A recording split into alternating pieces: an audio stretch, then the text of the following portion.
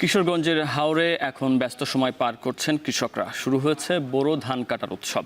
আবহাওয়া অনুকূলে থাকায় বাম্পার ফলনের আশা করছে কৃষি বিভাগ।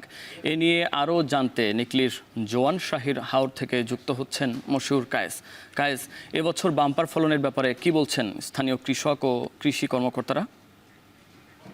শুরু হয়েছে ইতোমধ্যেই যে কর্তনের কাজ চলছে এবং ফলনের যে বিষয়টি রয়েছে, ফলন কিন্তু এবার বলা যায় যে বেশ বাম্পার ফলন হয়েছে। কৃষি সম্প্রসারণ অধিদপ্তর এমনটি কিন্তু বলছে যে এবছর যে আসলে মূলত যে লক্ষ্যমাত্রা নির্ধারণ করা হয়েছিল যে পুরো জেলায় 1,68,100 হেক্টর জমিতে, সেটি কিন্তু লক্ষ্যমাত্রা ছাড়িয়েছে।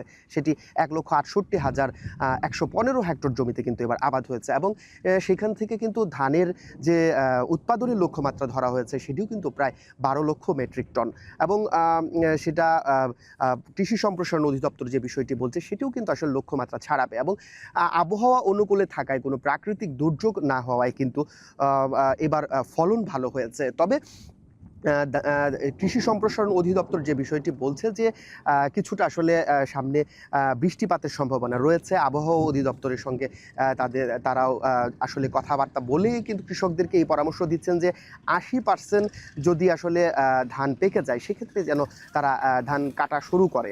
আমি যদি একটু বলি যে বছর কিশোরগঞ্জে যে শুরু হয়েছে, এই মুহূর্তে হাওরে কিন্তু পুরো দমে আসলে চলছে বোরো ধান কাটার কাজ এবং আজকে পর্যন্ত কিন্তু প্রায় 15% ধান কাটা হয়ে গেছে হাওরে এবং পুরো জেলায় যদি বলি সেটি কিন্তু 10% কাটা হয়েছে কৃষি সম্প্রসারণ অধিদপ্তরের তথ্য মতে।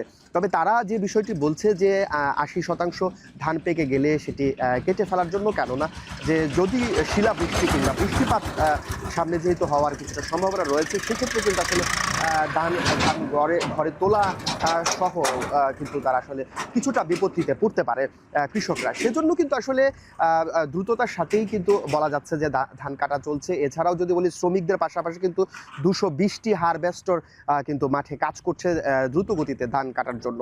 কিশোরগঞ্জে কিন্তু এবার কৃষি সম্প্রসারণ অধিদপ্তর বলছে যে প্রায় 4,000 কোটি টাকার ধান উৎপাদিত হবে। এই ছিল আমার কাছে কিশোরগঞ্জের হাওর থেকে ধান কাটার সর্বশেষ পরিস্থিতি।